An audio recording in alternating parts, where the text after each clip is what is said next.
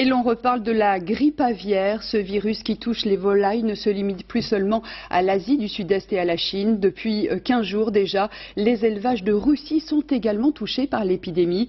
Ce virus peut se transmettre à l'homme, mais les contaminations entre humains sont rares pour l'instant. Reste que les scientifiques se préparent à tous les scénarios. Jean-Daniel Flézaquier, Jacques Gérard.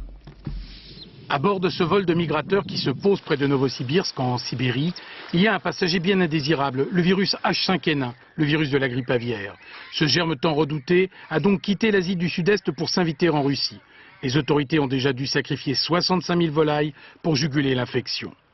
Mais tous les observateurs ont le regard fixé sur la Chine et le Vietnam et guettent avec angoisse l'arrivée de l'automne. Cette région du monde est une gigantesque ferme à ciel ouvert où les paysans cohabitent dans une incroyable promiscuité avec les canards, les volailles et les cochons. Le danger, c'est que le virus H5N1 et le virus humain se rencontrent à un moment ou à un autre chez le porc. Par échange de matériel génétique, le virus aviaire pourrait alors s'humaniser et être capable d'infecter des millions de personnes. Face au spectre des pandémies comme celle de 1918, la fameuse grippe espagnole, ou bien encore celle de 1957, les chercheurs réfléchissent à des modèles de prévention. 2 études publiées hier montrent que le pire est évitable à certaines conditions.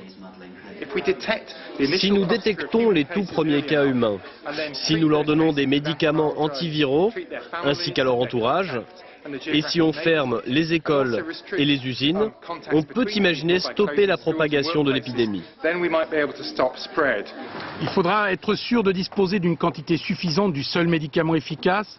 Il faudra aussi que les pays concernés signalent très vite les premiers cas suspects. Or, par le passé, la Chine n'a pas toujours joué le jeu. C'est pourtant à ce prix qu'on pourra éviter un drame sanitaire planétaire de plus, d'autant qu'aucun vaccin n'est actuellement disponible.